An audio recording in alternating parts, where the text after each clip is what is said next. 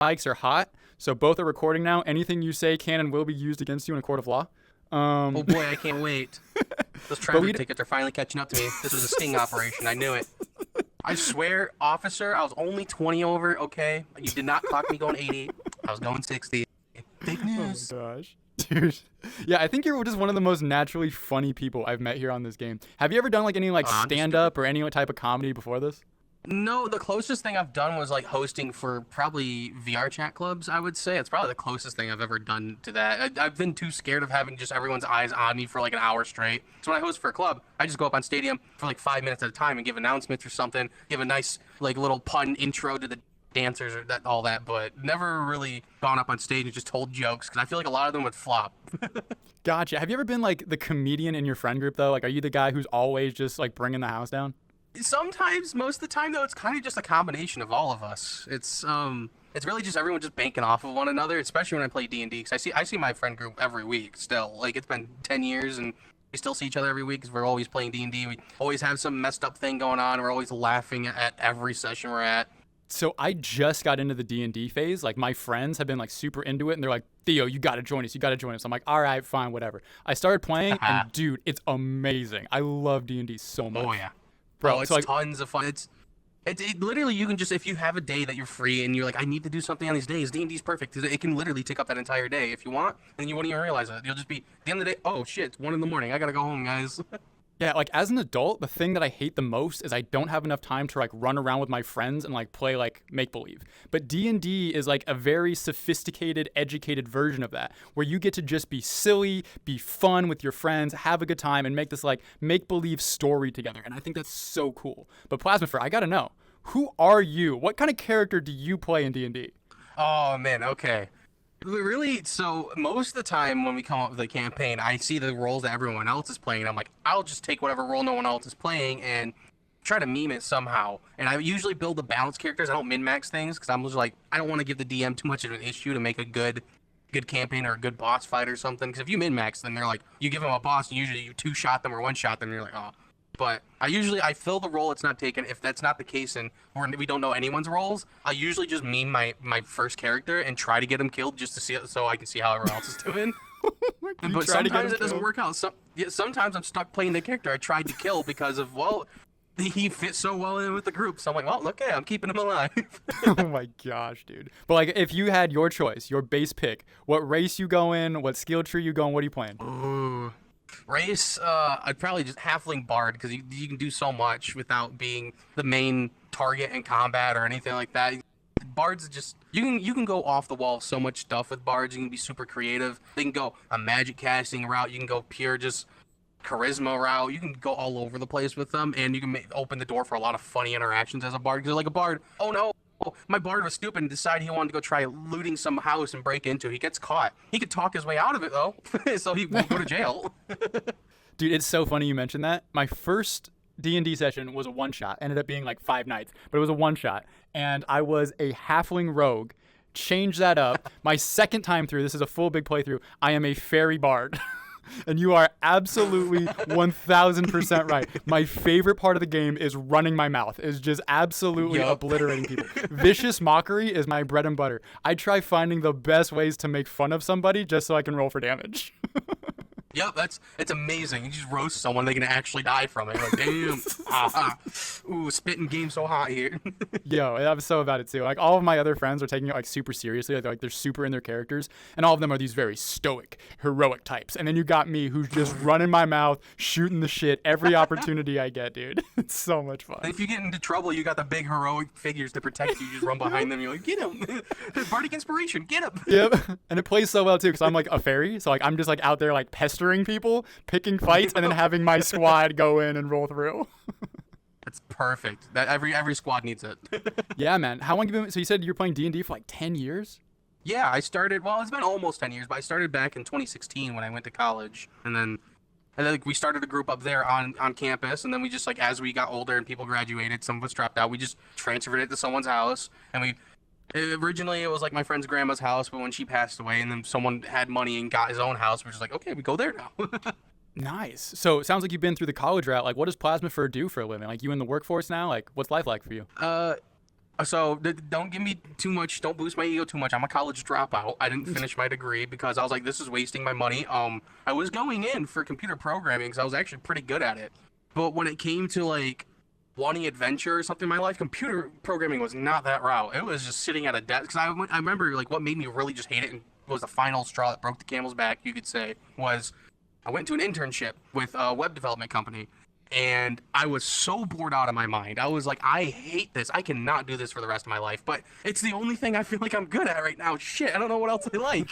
So I just dropped it because I'm like, I don't want to keep wasting money on this. I'm not going to keep putting myself in debt if I'm just going to live an unhappy life. So I dropped it. And I don't know, maybe now, because I found out I really like making videos, I'm like, no, I guess there is an opportunity to pursue that further right there. And so you dropped out and then like hard committed into like this creative endeavor. So it was like the content you're making, like what you're really focused on these days? Kinda, yeah. I mean, besides like working 60 hours a week right now, whenever I got free time, I'll just be like, oh, hey, I got this funny video idea. I record it and then I edit it. And usually the most fun part for me is actually the editing. I'm not a big fan of all the recording stuff. I like slapping it into an editor and just going ham on it and seeing what I can do. Bro, we are complete opposite. We are complete opposite from one another. I cannot stand sitting there behind like an editor and just like making all of the changes. That bores the crap out of me. What I enjoy is like the personal interaction I get between like hanging out with somebody I know. Like podcasting for me is my bread and butter because I love getting to know these like unique and creative people. And like one thing I wanted to ask you, Plasmafer, is like, where did this content creation journey start for you? When did you know like this is something I want to do? I mean, that's like a multi-layered question. So like, there's what got me into it, which is like hanging out with friends and then playing this game. And like when I would just hang out with friends in public instances, I would have. Usually it was pretty easy for me to get a group of people around, and just random strangers all laughing at stuff and being entertaining for people. And then I like there was several times I was asked the question, they're like, bro, you're a content creator, aren't you? You act just like one. I gotta follow you. I'm like, I'm not. I just kept saying I'm not for like a year until finally it broke me. I'm like, screw it, I'm gonna start it. I'm gonna try it out. I have no idea what the hell I'm doing, but we'll go for it. I'll start recording some videos and slap into editing software and stuff. And then all of a sudden people started liking them, and I was like, oh, this is awesome. Like whenever I think it was last September, like early September or late September, when I had my first like meme I made blow up, and it got like 600,000 views, almost 100,000 likes, and I was like, this is awesome. People love this. This is great. So then that's what fully motivated me to just keep it going. And then, I had like videos after video breaking over the 100,000 mark and stuff. And I was like, ooh, I got to keep this going. I enjoy this. So what was the first video you made that popped off? So it wasn't recorded in VRCHAT. I took a meme of, yes, I stole meme. I know, shame on me. No stealing memes, I know.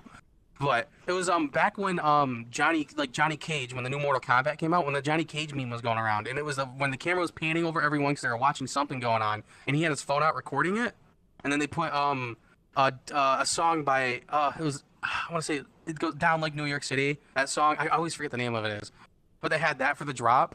So I just put that. I edited the caption that just said me over Johnny Cage's head as the camera panned over him with the phone and the flashlight on, and I said, when you see people ERPing in a public instance. And that video blew up. People loved it because it's just recording, and they're like, "Hey, free content, right?" Dude, that's so funny, bro. That's the one that put you on the map, and at that moment, you're like, "This is what I'm doing." Yeah, pretty much. Yeah, I was like, "Yeah, well, it's a good side gig. We'll see if people keep liking it, and I'm gonna keep it up, and then hopefully I get some sort of sponsor or something so I can make some money and quit my job."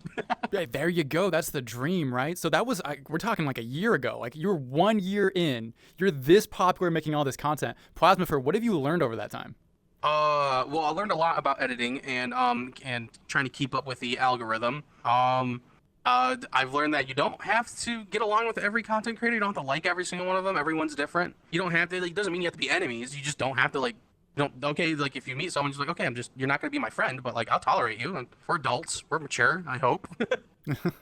So yeah, you don't have to necessarily be friends with everybody in the industry. As far as like creating your own content, though, are there anything that you learned in the process that you think would be very, very valuable for people on the come up?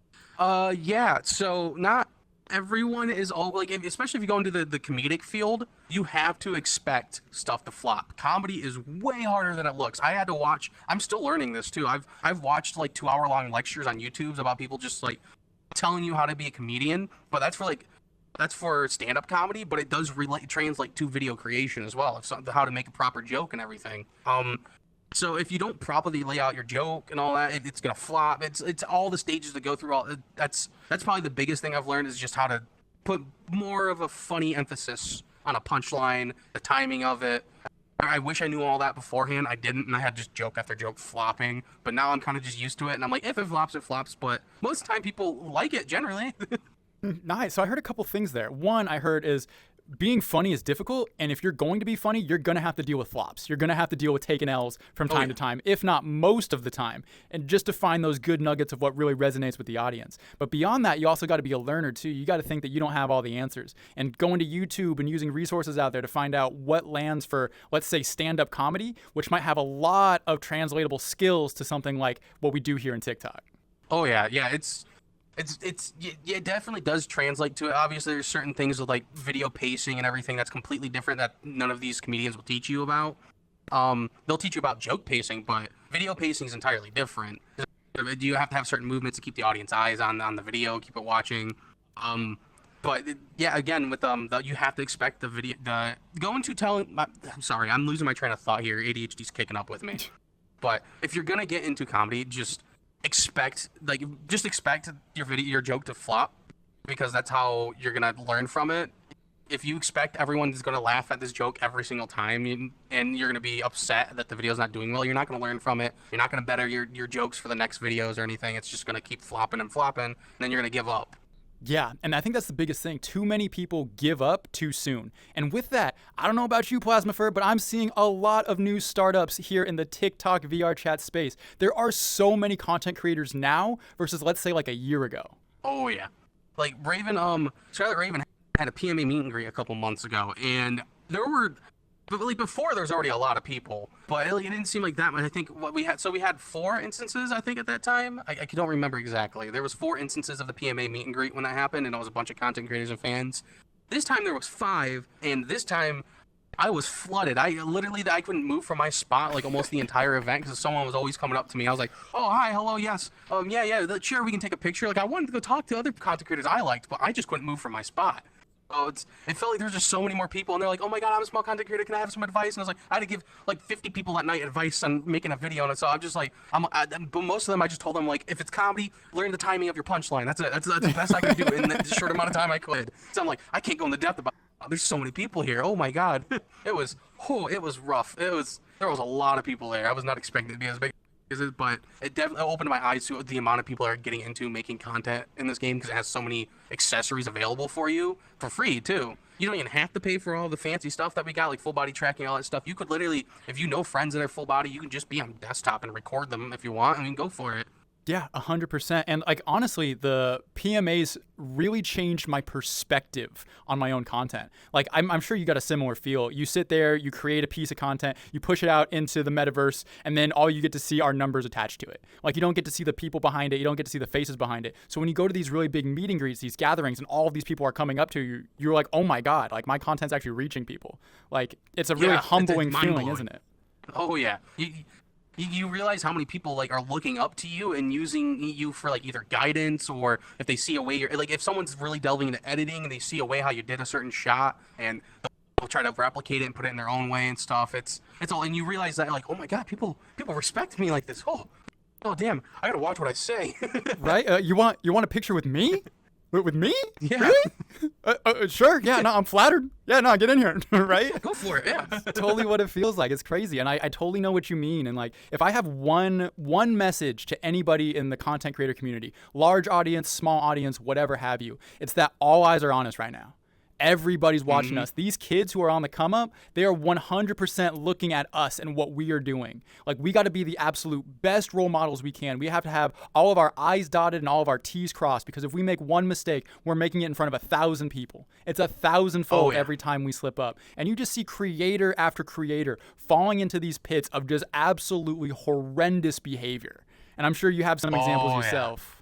Yeah, I've met quite a few, and some of them, they'll go through the loop too, because they'll never escape those mistakes that they've made. So they'll go through the loop where they change their name, but the information usually comes out eventually who they are, and when it comes out, it kind of steamrolls, like it snowballs from there, and then now everyone knows again, and you gotta make a new account, you gotta restart from, just don't mess up like those guys have, going into that very deep dark pit, as we'll call it. Yeah. So just from a 1,000-foot view, what are some of the biggest pitfalls you see some of these other content creators get into? Because there's one on the top of that ticket that like really is doing in a lot of creators these days. Well, the one that everyone talks about and there's memes about is leave kids alone, okay? Like, it's not that hard. It's really not that hard. Like, I get, okay, if they're part of like a friend group or something, like say you're like 22 and stuff, but your friend group, you know how online friend groups go. Age ranges will vary. So you'll be 22, someone will be 26. You got the 18-year-old, someone 17. Don't be weird with them, okay? That's all. It's not that hard. Just keep it in the back of your mind. Don't try to, prepare them for the adult life, as you could try to call it. That's not the way to do it. They'll learn. They have parents, and if they don't, I mean, they have figures in their life that aren't you. You definitely don't have to do it. Yeah, that's such a good perspective on it. Like, there are so many. I wonder if this is just a VRCHAT thing or if this is like a content creator thing. Perhaps both. But it just seems as though there are so many content creators who don't understand the difference between interacting with an adult versus interacting with a child and where those lines should be drawn. You know what I mean? Yeah, it's strange. I get that when you're in this game, everyone with these avatars on, everyone kind of just looks the same age. But if you were smart, or if you have any bit of, if you've grown at all as a person, you would be able to recognize the defined difference in someone's maturity level. And that's usually the biggest flag that I see with, like, when I meet people. I was like, okay, is this person acting how old they said they are? And I'll ask them, like, yeah, what tax bracket are you in? And usually if they hesitate really heavily, and I'm like, they're either a very young adult, like they just turned 18, or they're lying about being 23. Because by the time you're 23, you definitely learn that, because you've had to fill out enough tax forms for that. Yup. And it's crazy to me too. Like, you just have a conversation with somebody and you can tell. You can tell like where they are in life. Definitely you start talking to them about school, where they went, what they're working for in life. Like, you have a conversation with a kid, you best know it's a kid. And like, I can't believe people would let their relationships would get to such a point that they don't ask like the most basic questions that would automatically filter out anyone who's under the age of 18. Yes, I know. There's a lot of questions out there. You can literally just be like, what car do you drive? Yeah. Oh, when's the last time you got it worked on? Like, I'm a car guy, so I can just start a conversation about vehicles. I'm like, what's the last thing you got fixed on it or something? Ask them about taxes or what job they got. Usually, a child, they're gonna have a very basic answer for you, and they're gonna answer it very sweet and short. They ain't gonna know much of what you're talking about. Or I'll be like, oh yeah, it's tax season, I got this much back. How much you'd get back? And they're like, oh, if they say like $100, and they're not working a full job or something, and you're like, red flag, but okay. Seriously, man, seriously. And with that, the flip of that coin is the fact that there are so many minors lying about their age. Like, don't get me wrong. I was that kid who was like slightly underage, wanting to get into that R-rated movie because all my friends were and it was cool. And so you slip in, you're like, yeah, I'm 18, that kind of thing. But when you're talking about getting into a relationship with a stranger online, with an adult stranger online, like, you've got to realize that there is a completely different world of consequences when it comes to something like that. Oh yeah. I think what it is, it's at the age of 17, I personally didn't have as many responsibilities as I do now. So, like, obviously one of the things, because as an adult, is if we're the only one that's around the children, we kind of feel responsible for protecting them. And I feel like whenever you're that age, you don't ever feel that responsibility unless you have like siblings or something. Like, you can feel it with your siblings. That's about it, though. And you kind of just don't feel like there's going to be that many consequences to it if you were to screw up something like this or lie about your age and get into a serious relationship with a grown person on the internet. You never double take with it, 'cause you never had to deal with the consequences of something like that before. But when you're an adult, it's an entirely different game show. You get pulled over once or something, and you realize you're like, so a lot of these things have some very serious consequences to our actions. I can't floor my car everywhere I go because, oh no, I'm getting a ticket or my car's getting towed. That's a great way to look at it. There's a speed limit. There is a speed limit in VRCHAT, and that is 18. Yes, follow the limit, goddammit. Oh my gosh, some of these guys, man. With that, like, I've only kind of heard it from the outside. I haven't really been on the in. You have a take on it, some perspective. I heard something going on about unknown VR, and I wanted to ask you about it. If you wanted to talk about it, feel free to do so. Yeah. So first and foremost, I did make a video on unknown VR. I do not like making videos like that, and I don't ever plan to do that ever again. But that one was kind of personal. Because I knew him under the name of Mash before anyone even knew he was Unknown VR. and we were actually like we were really close friends. We got along great. And then what kind of started us figuring out he was unknown VR? I wasn't involved in the people that figured it out altogether, but I did give them evidence to dig deeper in the people that he talked to, because when I hung out with him, eventually it got to this point, like, because if I can be charismatic, so I have a lot of friends, and a lot of them are female friends, and he would DM just about all of them. If he knew they were single, he DM'd a lot of them. Yeah, he would slide in their DMs and just be that weirdo, and they started messaging me about it. Yeah, and they start sending me screenshots about it, and I'm like, and first I was on his case about it. I'm like, dude, you gotta stop trying to talk to these girls. If they don't, like, ask for permission or something first. Don't just slide in their DMs and try to, get some smash going on. I'm sorry, I'm trying to keep it PG the way I'm You can call it ERP. We get away with that one. The algorithms don't know what that is going yet. on or something like.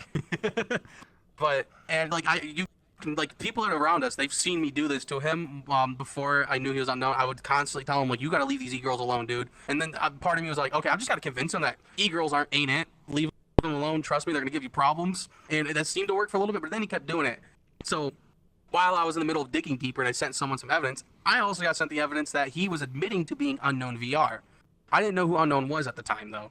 But I'm like, wait, who's unknown? And then someone sent me his blacklist from like years ago. And then they had all the added evidence onto it too, and it was under all sorts of different names, because now he's been known to go under like four different names now.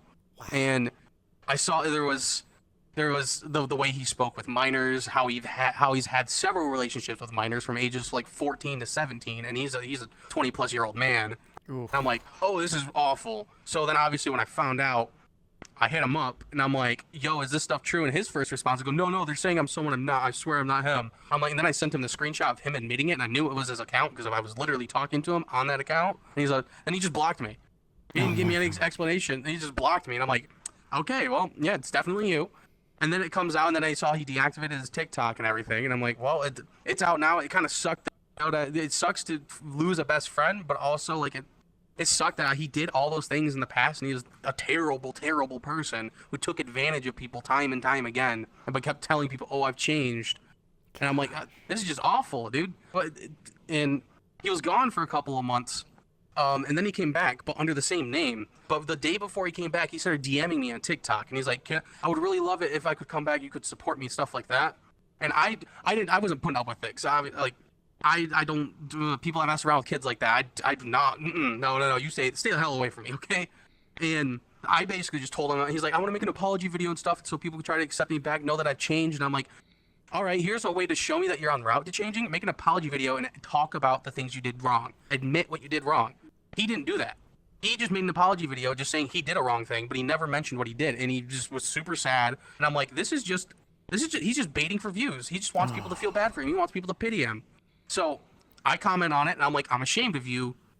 Why? How dare you? Like, you didn't talk about it at all. You got all this support here, and anytime someone in the comment section comments about what you did, you delete the comment and you block them. Oh my God. I'm like, you're still running from the problem. You haven't changed. And his response was to also delete my comment and block me. And then he made a video he edited to a song that I've made an edit to previously before. And in the video title, it said, stick to your CapCut edits, little bro. And I'm like, oh, now he's roasting my editing. Same time, all because I won't support him because he didn't come out the way I have requested him to. So I'm like, all right, well, now we got beef started because now he's trying to talk crap about me all because I won't support his walk, and he probably thinks that he's going to have some leverage behind what he says because everyone fell for his apology video, and everyone that was trying to call him out at the time, their videos weren't doing so well because they weren't really like making something that would catch with the algorithm. So not a lot of people were finding out what he did wrong still. I noticed, however, on his video, his apology video, a lot of people searched, what did Unknown VR do? So I abused that. And when I made my video, I titled it, what did Unknown VR do? So when people search it up, they see my video. So if someone were to see his apology video, they would see my video calling him out. And that's when I'm like, okay, I'm going to make this a hard edit, something I know he won't be able to replicate. And I'm going to put the evidence that I know of him in there. And then the same day of posting it, I put in my TikTok story the link to his blacklist as well, so people can see the screenshots of it and everything. That's kind of like the whole story with MASH or Unknown VR. Damn, man, you got so unintentionally involved too. The fact that you would know somebody personally, call them a homie, call them a bro to start with, and then have them go on such a horrendous journey and then call your reputation in name to go and support him. Like, that's got to be crazy. Yep. Like, how did that whole experience make you feel? First, I was like, At first I was pretty upset, and I did let people know right away when he started messaging me like, "Hey, I'm coming back." And he was messaging me under a different account than the one that he tried to come back on TikTok. It was under a name of like Vanitas or something. So, but he's like, "It's me, Mash. Not sure how you feel about that name." I did not hesitate. I let people know right away. I'm like, okay, I'm letting like Vampy, Keku, all these people, all the people I know that that involve themselves with building up, putting information in the blacklist and updating it. I'm showing all of them, and. When he was begging me for forgiveness, I never told him I would. I just told him, I'm like, do this, and maybe people will accept you, but I doubt it. And he did not do that at all, and hid what he did entirely, and that really, really upset me. So I was like, they got to, because I'm not ever going to be able to support you for the things you've done, and you're just proving to me that you haven't changed, like you just lied to me again. And so people have to know. People have to know, because your video blew up and people are like, "Oh my God, I'm so sorry you feel this way. I don't know what you did wrong, but you're welcome back in the community." It's like, no, he's not. You can't trust him to be around children. He is not welcome in. He has not learned from his mistake because he's hiding it from you. Yeah, and I feel that to be so wholeheartedly true, that there are some crimes in and of themselves that are unforgivable, that they should be outcasted from the community, period, right? But at the same time, you got to think that there are some hearts out there that could truly commit a crime, be resentful at themselves for it, be remorseful for what they did, have that change of heart and want to change. And one thing I'm finding is that VRCHAT doesn't really have the avenues. We don't have any structure on what it would look like for somebody to be on that path, for what it would be for somebody to want to actually change and do good after they acknowledge they have made a mistake. So Plasmafer, I know we just, throwing spaghetti at the wall here. We don't need no definitive answers, but like, what would it look like for somebody to have a true change of heart? How would they communicate that to the greater community? Well, first things, obviously come out to the community about everything that you did. Admit to everything that is true. Yes. Don't hide it. If you hide exactly it, it's right. just going to look worse. Like, you got to let people know. Accept the fact that you have to face the consequences of being exiled from the community. Still, even though you've come out about everything you've done, accept the fact that people are still just not going to, they're not going to, mess with you or anything. They're not going to talk to you. If you can't accept that, then you haven't even started your journey on being a better person. That's the first step I would take. After that, I would say just kind of like mind your own business. If you do take that route, mind your own business. Keep doing your thing. Don't do the things you did previously. Obviously, stay away from that. Stay away from anything to do with that, which is not something he did. We did find him. Day I dropped my video, someone sent me more evidence on him. Since he came back, the person he was collabing with, in his videos named Eclipse, was also a minor. Wait, whoa, Eclipse? That better not be Bread Gang's Eclipse. I don't know if it is, but they are a minor because they are a member of Night Cities, Shelby's Night Cities, or used to be. They used to be a member, and they had the minor role. And then people looked into Eclipse's background because she was being involved with Match, and they're like, "Oh, it's a minor that has lied about her age before." So, and that was only like a year ago. So there's a good chance she's still a minor. Yikes, dude. So, like, obviously, you're saying that this individual, did not change their behavior at all, was still participating in it after coming out and saying, "Hey, I've learned my lesson." Yeah, it seemed that way. It definitely seemed. And now, nothing's in concrete that he was messaging her inappropriately or anything, but as someone that's seen how he talks to women, it's more likely he was. And if you've seen the blacklist, you would see it too. A lot of people have screenshots on the stuff he said. It's more likely he was. But it's not concrete that he is. But he was involving himself with another minor. And so we're just like, okay, we're done with this. Yeah. And so back to the conversation of what does it look like for someone to be on the path of reconciliation. One of those things is not participating in the same behaviors. And any possible gray area whatsoever is evidence enough for the community to disavow you. Is that what I'm hearing? Yep.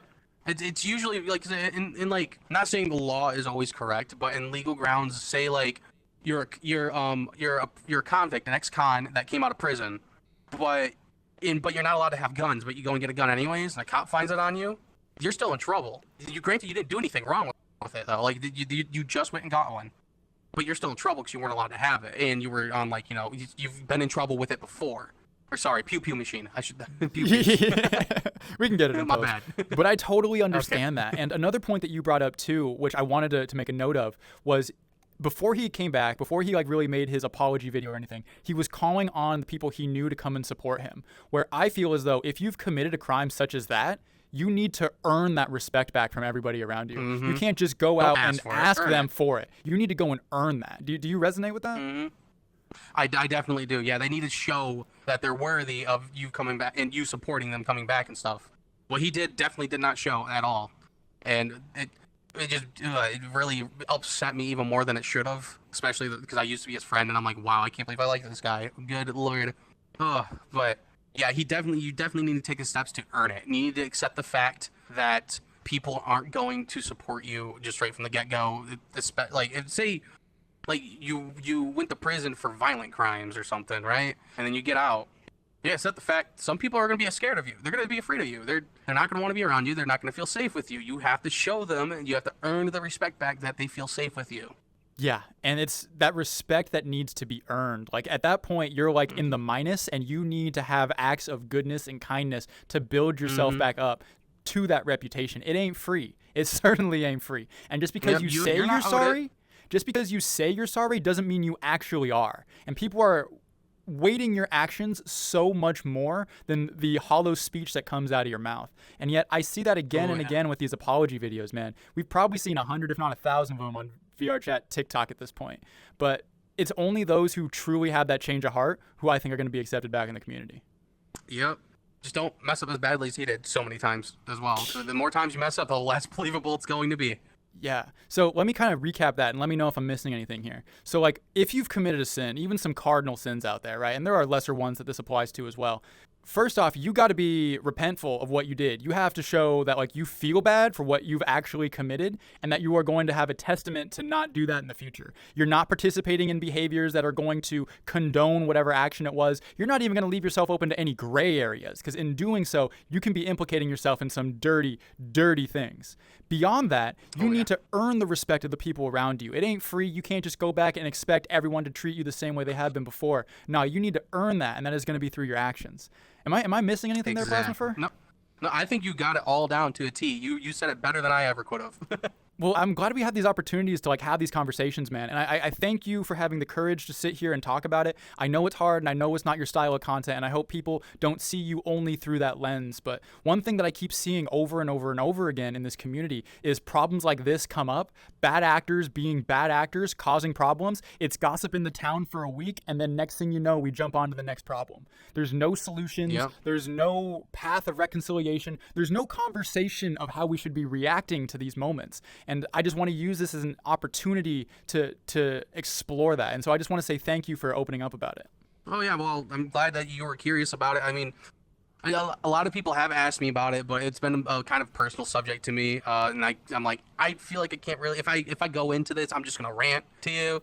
And I don't want to do that. Just know that this happened and I feel this way. And that's usually where I leave it off at. I don't give any extra explanation to it or anything entirely how I'm feeling at the end of the day. I'm just like, I did this because of this happened. That's where we're at. So Unknown was at one point your homie. I don't know what terms you guys are on now, but if I pose the question to you, Plasmafer, what do you hope for them moving forward? Personally, I think they need professional help. At the end of the day, they do. They need to first of all quit messing around with every girl they're trying to come into contact with. They need to go out seek some real help. Honestly, I'd say just get rid of your TikTok page and stuff, but get rid of the internet altogether. You've given yourselves too many avenues to keep doing the things that you're not supposed to be doing. You're enabling yourself way too much. I think he just needs to step away from everything and just work on himself way more. And if you try to come back, actually be truthful about everything.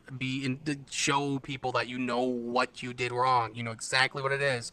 And show them how you're going to change it. Don't expect them to completely understand, but try your best. Yeah, man. And that's sometimes all you can hope for. Like I've got me a good number of homies who have not taken the right path in life. You know what I mean? Whether it's abusing, I can't say it, but y'all know what I'm talking about.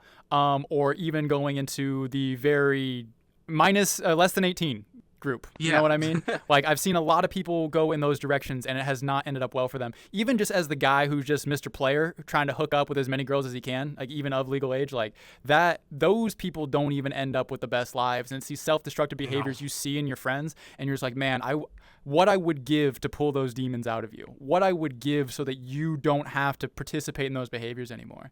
It's so hard to see that happen, especially to a friend.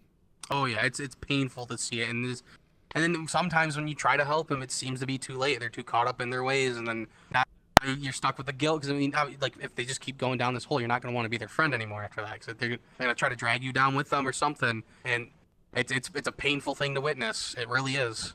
Yeah, I got me a homie like that right now. Like, he just ain't making the best choices in life. He had one of the best girls you could ever believe, and then he ends up cheating on her, right? And then she rightfully leaves. His life goes into a downward spiral. He starts doing way too many illicit things. He gets fired from work. He's ending up like a bum on the street these days. I'm doing everything I can to support him, but it's just, you can only do so much because you can't make their decisions for them. You have to, at some point, just separate yourself and be like, I'm going to support you and love on you the best I can, but I can't follow you down that road.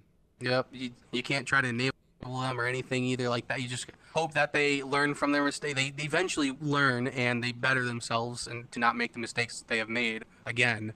But yeah, man, I think we've covered everything we need to talk about as far as these friends and what this TikTok community really kind of needs. Yeah. Plasma, I need some positivity here, man. What's something you're looking forward to? What's something you're hopeful about these next couple months? Ooh, okay. Well, one thing I actually like, contrary to what people will say because stuff that goes on in the background, but I really like the TikTok awards. Oh, the thing that tell me about Nautico it. and Alex hosted. Tell me about it. I loved it because I was able, like when I was first starting out, I was able to see a lot of creators that I wasn't able to recognize beforehand. Because sometimes they're just their content when they show up on my For You page or something, or they excel in different areas I wasn't aware of. Like one of my better friends, Echo Love. I didn't know anything about him or anything. I didn't even know who he was. But then all of a sudden he got these awards for the map creation. Then I ran into him just coincidentally when I was making content with other creators, and then we end up becoming close, like good homies and stuff. We're not like super close. We don't talk every day, but every time we see each other, it's like, hey, what's up? You know, that type of energy. And I wouldn't have never like even realized who he was or probably never met him if it weren't for the TikTok awards. And so I love that. I love when that comes together because then it gets everyone's communities together because all these communities get hyped for it. It's not just the creators. The communities get together. So in the communities have the smaller creators in them too. They'll get to see what the type of people that are their favorite creators. They'll get to see what goes into making these videos, what goes into making everything possible to be entertaining for them. I just love it. I love how the whole thing's put together. I don't care if I don't win or anything because I did try running last year, but I wasn't that big. I didn't care. Honestly, to me, what it's felt like, if you won, you got a sticker. Woohoo! So I'm like, if you win, okay, you get recognition and a sticker. But if you lose, I mean, what'd you lose? You just lost the competition. You didn't lose anything else. So why be upset about it? That's a great way to look at it, man. But and those that's VRCHAT what I'm awards, super excited for, though. You're so, dude. It was like a once in a lifetime experience for me. I thought it was the coolest thing ever to get everyone together. By the way, Echo Love, he's a homie. He is a homie. Oh, yeah. I love that Echo. dude. I love that. I've had nothing but good encounters. I still gotta with him. roast him for his thirst traps on Twitter, though. Yo, I think I'll get back I just around. remembered that when I was talking about him. Hey, yo, if you watching this, you go tag Echo Love in that. You go let him know. Yeah, I'll tag him in the comments and when this pops up on my For You page or something, I'll like, yo, Echo, remember, you did a thirst trap. But yeah, man, like the ability to collab with all these different creators is probably one of the biggest things I love about VRChat and what was so cool about the VRChat awards. Like you think about Hollywood these days, like if you want to collab with somebody, you have to literally like go to Los Angeles and meet somebody famous. Yet here in this game, in the metaverse, you can go and meet anybody. Anyone I would like want to talk to is like one or two people away. Like everybody knows everybody. We're still a small enough community for you to like have that type of networking. And the VRChat awards was the epitome of that. To bring together all these different creators from all these different backgrounds and all these different skill sets under one roof as an opportunity to like show the community what we're about. I love that. I really do. It was honestly really great, and it opened up my eyes too to see the amount of work people put in for all the content and everything. And I'm like, and then seeing the possibilities that you could do from creating your content, like the sponsorships you could get, the community you could build yourself. That made me even more motivated to keep making content. When I saw that happen, I was like, oh, I got to keep doing this. I love this. Gotcha. Are you gonna make a run for the title this year? You gonna go for it? Yeah, I'm thinking about it, but to be honest, like the things I was thinking about was either editing, but there's some people out there way better at editing than I am, and I'm like, oh, that puts me to shame. Or like the comedy part, the funniest creator, or like best under a certain number, like 50K or something. Those would probably be the only ones, but I've seen how creators are doing things right now. I got some real tough competition, if anything. I'm like, oh great.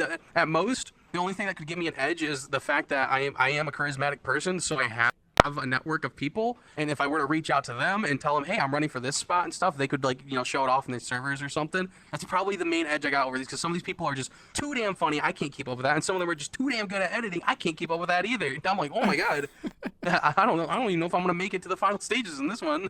Bro, that was 100% me last year. I had no business. I had no business being up there on stage with like half those people. Like I was up against Schmarky, I was standing on the same stage as him. I was like, what am I doing here? what am I doing here? Yeah, I was like, what? Out of place. What's going on here? Dude, it was a crazy good time though. And like this year, I'm gonna petition two things. I'm gonna petition Nanako and Alex to either one, open up a podcast category, because I think I might even be able to get an honorable mention there, or two, if they just let me run around with a camera, like I would just love to be Mr. Behind the Scenes. Oh, that'd like, be great. Just that'd be go great. capture like candid moment after candid moment. Like, dude, it was so crazy. I got to share the story because we're talking about it. One of the funniest moments I have ever had in my entire life was, oh my god, I'm gonna forget his name. He is British. Oh my gosh, he pops off. I can't believe I'm spacing on his name right now. He's one of my favorite creators. He won like a bunch of different awards. Mop Movies. Thank you. Oh my gosh, he's gonna grill me for that one. Mop Movies. Yep, me and Genghis VR were chilling in the back before the whole thing started. Right, we're in line because we had certain places for a thing we were doing, and so like we're waiting, and then Genghis finds out that Mop Movies can move his tongue because he has like the tongue moving thing, like where it like tracks it. And she's like, oh my god, let's make out. She jumps on his face and then they start touching tongues together. I was crying, dude. I was crying. I was laughing so hard. It was the funniest thing I had ever seen. Do he brush his VR teeth? Dude, he was throwing that thing everywhere, man. You could tell it wasn't his first rodeo. Oh yeah, he showed his experience, huh? Yeah. Bro, his so like was flooded after that. Oh, I'm sure. If I had a camera and I could just like record that, like, oh my god, what that would do for the VRCHAT Awards, that would be so amazing. Oh yeah. But yeah, I'm kind of knowledge of how goofy people are and how goofy creators really are. Like, you understand that they're not this pillar you should worship. They're a goofy human just like you. They just know how to make videos. Yeah. That's what I'm looking to do too, man. I mean, I love TikTok for what it is. I love how it gives creators the opportunity to like express themselves in very unique ways. But I just want to like hang with creators. I want the audience to understand what it's like to hang with their creators. And so that's why I'm really aiming at this whole podcast idea. I know podcasts are impossible in VRCHAT TikTok. If you know of anyone else who's in this industry, please let me know because I would love to work with them. You're the first. Every time I've reached out to somebody else who was kind of doing it, like they would just like run into a dead end and have to stop. And I'm just be like, why do I feel so alone? Now you got to get EMC in on this thing. So he's mentioned, well, he wanted to make a podcast for the longest time. We tried to do like a live stream one, but my energy is not real good at hosting podcasts. I could be a part of it, but hosting, I was not prepared for it at all. It's kind of a last minute thing, and I'm like, I feel like this is boring, super boring. Like I can't do this. But I know he definitely has motivation for it. So if you let him know that this is something that someone's working on and making podcast clips and stuff from it, he'd probably be a little more down for going for that. I have no idea who that is. Please give them my contact. I'd love to talk to him. Oh, I will. EMC's great. He's actually when it came to like the early stages of my content creations, he was one of like the first co-creators I collabed with a lot and became very good friends with. Was EMC. He's my boy. He the real home. Peace sign. Thanks, Index and Colors. Peace sign. Love him. EMC, if you're watching this, I love you. Mwah. And that's what I'm talking about, man. Like, there's so many like ways to connect with people in this game. Like, I have no idea who you're talking about, but I would love the opportunity to do a podcast with him. Some people from my group, they're calling themselves the Truth Podcast. They want to do a collab with me as well. Like, I want to do some more with Sassafras. I hope he's gonna get his podcast back up and running. The Instance was one that I tried. I forgot who was running that one, but like, I hope that they get their thing back up and running. Like, imagine this, Plasmafer. We have a podcast circuit here in VRCHAT. Like somebody doing something cool, like you doing your funny, amazing skits, and then like you want to like reach out to a different audience, you go hit the podcast circuit, do 5 or 6 of them in a row, and then just spread your content to all these different groups. Like I think that'd be so cool to have. Oh yeah, that definitely would. It would get my name first in different categories, and also get if someone were to have me on their podcast and we'd start being goofy on there, you'd be like, yo, these guys are kind of funny, and I like funny because I follow Plasma. Let me watch their stuff. Yeah, they could go all the way around. I feel like it's definitely something we need to have circulating around, because we have plenty of people that make funny content. We have plenty of people that make cool ass edits. We have many people that just go for like just reenact scenes of shows and stuff, or funny scenes and stuff. We have plenty of people that do that. I think vlogging is definitely one of them we got to see popping off a little bit more. Dude, I hear it. Yeah, you start talking to the TikTok algorithm. Let them know. Hit them up. Yeah. I'll try my best. I definitely have my contact with TikTok. No, they think I steal my own videos all the time. You know how often I gotta fight with them. Really? I'm like, no, it's my video. And they're like, yeah. So what I'll do, this happens to me a lot. When I go to upload a hard edit, usually when I upload it's while I'm at work too, so I can't be fully focused on it. So I try to like do it while I got free time. And sometimes I'll mess it up in the middle of uploading. I'll have the wrong sound tagged on it or something, or I'll have the video description wrong or something like that. And I'll go to update it, but it won't let me update it because it's still uploading. So like I'll delete it real quick before the upload's done so people don't see it, and then I'll re-upload it, and then TikTok will be like, you stole this. I'm like, it wasn't even on the page yet. What do you mean I stole this? It's mine. And then they're like, this is not original content. I'm like, I hate you. It's my video. And every time I appeal, every single time I appeal it, they never reinstate it. They never look at my appeals. It just stays off the For You page. I'm like, thanks, guys. I spent 8 hours making this video, and you're just like, it's not yours. And I'm like, thanks. Well, have they banned you for any reason? No, I have been muted from live streams because I have a reputation to troll live streamers. Oh my gosh. But that's about it. Yeah. So some people have seen my video where I ask people, what's 38 plus 12? And they say 50, and I go, 50's nuts in your mouth. Oh my god. And so if people haven't seen that video and I go to a streamer, but I realize they follow me or something, and I'm like, ooh, I'm going to go talk in the chat. And then they're like, oh my god, Plasma. They'll try to talk to me, ask me questions about stuff, and I'll just ignore it. And I'll be like, what's 38 plus 12? And then they're like, 50. And they go, 50's nuts in your mouth. They'll block me, or then I'll get reported for it or something. Wow. That happens a lot. And that definitely doesn't help my page out, because it'll get you, if you get reported enough for stuff like that, and that the bot picks you up you saying these things, you're gonna get shadow banned for a little bit, and you have to fight that off. But dude, it's too entertaining for me to not do it. I'm glad you're staying true to you, man. That is hilarious. That is 100% a Plasmafer move. 100%. Yo, I keep getting banned for talking about the LG HD TV community. I can't say their name. The sandwich community, I think we can call them, or something. Yeah, the BLT. I know what you're talking about, yo. There's one time, remember when that English or Spanish trend was going around? Yes. And whoever moves first is, insert that part. Mm-hmm. That got a lot of people, because when they mentioned it on their stream, instantly taken down. It was done. I accidentally, when I came on someone else's live stream, I wasn't streaming myself, but they invited me to come hang out with them. I was, and I said English or Spanish to them. They're like, what? What's that mean? And so I explained it to them. Not even 5 minutes later, the stream was removed. I was like, my bad. Oh man. Oh my gosh. I forgot you can't say that word. You gotta tiptoe around some of these topics, man. You just gotta play nice, pretend everything's good and peachy, and you're not saying anything too outside the norm. Like, I swear, I'm good. TikTok, please boost my videos. Come on. I want the boost back that the new content creators get, because everyone knows they get them for 2 months. Give that back. What's the guy gotta do to get on Lot A? What's the guy gotta do? Yeah, come on, man. Come on, I'm trying to get a sponsorship. Hey, if you could be sponsored by anybody, who do you want to be sponsored by? Ooh, I'd say probably Gamer Subs. I love the name of their Gamer Sub flavors. Oh my god, they're hilarious. I don't know if you could say some of them, because that might be a topic to tiptoe around, but like, you know how Russian Badger's got like guacamole gamer farts and stuff like that? Oh my like, gosh. those names are hilarious, and their promotions they're always running are always super supportive of the creators they're sponsoring. And I'm like, and every creator that has a Gamer Sub sponsorship, I have never heard them say anything bad about them at all. So I'm like, this is one of the main companies that I would shoot for, as small as I am. But if I were to get bigger, then obviously, like, you know, clothing sponsorships and everything, I'd love that too. But for now, Gamer Subs, that's my goal. Do they have a TikTok? Do they have a TikTok account? I don't know. I've never actually looked into that. I gotta. Dude, if they do, I am 100% gonna clip that and at them. 1,000%. Sponsor VRCHAT players, I swear. Just the meme lords. It's great. Come on. Dude, oh my god, here's a fun idea. Not that you have to do it. But like, what if you did real fake commercials, and like one of them is a real fake commercial for those guys? You just make it as Plasmafer as you want. I could. I do have experience in making commercial type videos. I had a video that did really well and people loved it. It was called oh man, there's a word in there I'm not gonna say because it definitely did. It got me reported a lot for saying it, but it was Plasma's Phantom. ABORT, that Phantom, oh, no. that and pizzeria. Do you remember that old Reddit joke? You remember that old Reddit joke where it's like a pizzeria and a AB clinic? How can I help you? Where yesterday's loss is today's sauce. Jamesky did a skit on that in Gmod, I believe. So I'm like, I'm gonna do this in VRCHAT for Phantom pregnancy jokes. And I had like a whole clip of a guy paddle driving a girl that had a baby bump.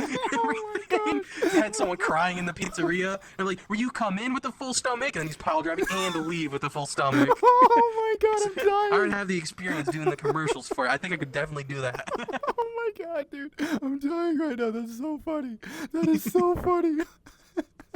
An AV clinic and pizzeria. Bro, oh my god. Yeah, no, you'd be perfect for that, man. You'd be perfect for that. I remember this one school project I had. It was like biology or something. It was something really stupid. But I was like in there with my friend, my homie, and him and I were 100% gremlins. And so like instead of our normal presentation, like you would go up in front of like the normal class and like do the stupid PowerPoint, we 100%, it was like on like mitochondria. I don't remember, but it was like something like mitochondria. We like went up and like we were trying to pitch why you would have mitochondria in the body. We're like, you need mitochondria because of this. Order now and you'll get 4 free. Like, we just 100% riffed on it, dude. It was so funny. It was so funny. That's great. The powerhouse of the cell. Yeah, it's the powerhouse of the cell. Can you go without a powerhouse? No, you can't. That's why you need to buy some mitochondria. But yeah, man. So like, you're looking forward to these VRCHAT awards. Anything else you like looking forward to these next couple months? I mean, there's obviously holidays and stuff, and getting that holiday pay from work. You know, cha-ching. Hey. Yeah, you can't wait for that. Cheddar. Probably, wintertime is one of my favorite times because I get to pull out my retired cop car and go rip it in the streets. That's my winter vehicle. Oh, I have a nice. retired police cruiser. That thing is awesome. I love ripping on that thing. It takes a beating to, sorry, don't want to say that, but beating to lava land and back. You know, I just beat the crap out of that thing, and it just keeps going, and it's loud. No one says anything because the first they'll look at it, like, I'll call the cops, and they look and they go, never mind. It's a cop. Wait, That's so what I love about winter. Like, a winter vehicle? You saying like you live in like the frozen tundra? Like where are you from? yeah, I'm in Michigan, so we get a lot of snow here. I'm very north, and like, well, sometimes we even get like 3 feet of snow, and it gets very deep. And I don't like taking my my JDM style car in that stuff. It's way too low for that. So I'll put big winter tires on my cop car and just rip that thing in the streets. It slides around. It ain't got any assistance or anything. So if you lose control, it's all your fault. It has no ABS, nothing like that. It's a retired cop cruiser. When you're ripping in the snow, it's just all you. If you know what you're doing, you're good. And I mean, I've grown up driving in this stuff, so I've got it pretty down. Nice, man. Yeah, I live below the snow line. Like, we've got a place where we can drive up and like meet it. I grew up in the snow, and it's so funny to me to watch people who don't know how to drive in the snow try to drive in the snow. It is hilarious. Yeah, that's hilarious. They freak out over the smallest thing. Like me, like as soon as you like lose traction, like you know how to like correct properly, how to bring it into a slide, you want to pump your brakes. Man, some of these flatlanders I have who don't know what a mountain is like, dude, as soon as they see snow, they start busting out the chains. They're like, "Oh, we got to get the chains on, get the chains." You don't want to lose traction. It's like, come on. You ever drift a car before? Yeah. It's like that. You're going to have a lot more trouble stopping. Yeah, he's got to get silly sideways, know how to lean into it. But yeah, you talking Michigan, what I man. enjoy a lot. You guys got to have some crazy bad snowstorms up there. Yeah, we do. Usually about every year, like once or twice a year, we'll also get a really bad ice storm. Like we'll get already half feet of snow, and then it'll just be a mixture of a boatload of rain and snow mixed, and it all freezes over overnight. So everything's just like just this thick ice coating everything. Trees will fall because it's too much weight on them. That's the worst part about all of it is those ice storms. But and driving in those, oh god, good luck keeping your car straight in that. Most of the time, you're just gonna see everyone crooked going down the road. But we'll be going in the direction we want. We won't be facing the direction we're going. Yeah, so those are the videos like you'd see on the internet where people are just like sliding for like 50 feet into a pile of cars. Is that what you're talking about? Yep. Stuff like that happens, yeah. But most of the time, if like, especially if it's someone's experienced up here and you got a car that has snow tires on it, I mean, you can correct it. You can dodge around them. Like you're gonna keep sliding, but you're not powerless when you're sliding towards a bunch of vehicles. If you see them coming and you're only going like 20, 15 miles an hour, because you will slide at that point. You can just correct it. You just gotta have good acceleration control, angle your car right, know what. If you're front wheel drive, rear wheel drive, 4-wheel drive, all wheel, know how each of them is different on sliding surfaces. And you could miss them. Sometimes you'll just hit a snowbank or something, but it's fine. It's just snow. Yeah, you'll be fine. And I'm sure being a car guy, like driving that in a police cruiser, I'm sure that is a dream it's awesome. for you. It doesn't have working AC, but it's got working heat, and that heat really works. So I'll be warm in there, and I'm an idiot. I straight piped it, but I didn't put any extra exhaust stuff on it to make it sound a certain note. I literally just cut it off right at the catalytic converters. Since we don't have a law here, in Michigan that says you have to keep your stuff on, and they don't do inspections. So we're just like, yep, I just cut it off, and so it's loud as crap, and I'll just rip it through the streets while I'm just going sideways in the snow, and I love it. I'm sure that's a dream. And speaking of dreams, what is your dream car? Ooh, okay. I get hate on this for a lot, but that's because of people don't really the American version of these cars aren't really that good. But there's an old like 98 Toyota Celica, how it's got like the old round lights on it. It's got like 4 of them, the quad lights on the front. I like the Toyota Celica GT4 because it's the rally version. I think that thing looks badass. I want one. It's all-wheel drive. If you've ever played GTA and you see a car named the Calico, it's the Calico in real life. That's what it basically is. Bro, I used to drive that in Turismo all the time. See, so you know what I mean. I know exactly what you're talking about. I don't like these super cars or anything like that. I like cars that still have like an economy basis to it and have a practical use to them. And that car, I'm like, it's got the all-wheel drive. It's got a balanced body. It's got everything I would want in it. I want that. It's so bad, but they're so expensive. You are the first and only person I have ever heard answer with that answer right there. Everyone's like Bugatti, everyone's like Ferrari, and then we got Plasmafer up here. Yo, how much of those? I've just seen the potential you can do with those vehicles, and I'm like, yeah, I want that. Oh, you want it for the customizability? Oh yeah. I don't look at vehicles and what they are stock. I look at them for what you could do to it to make it personally yours. Because for me, you're driving around a factory vehicle that you haven't done anything to. It doesn't feel like my vehicle. I haven't done anything to this. This is what someone else created. But if I were to take their creation and turn it into something I really like, I'm going to love it way more. So you're a purist in that sense. You're one of those guys where like, it's not mine until I make it mine. Like whatever they made in the factory, that's just the skin. That's just like the bare bones of what it's going to be. I am going to make it my car. It's like the way I'll try to relate it to like VRCHAT players. It's like your avatar. You buy a base model or something like that.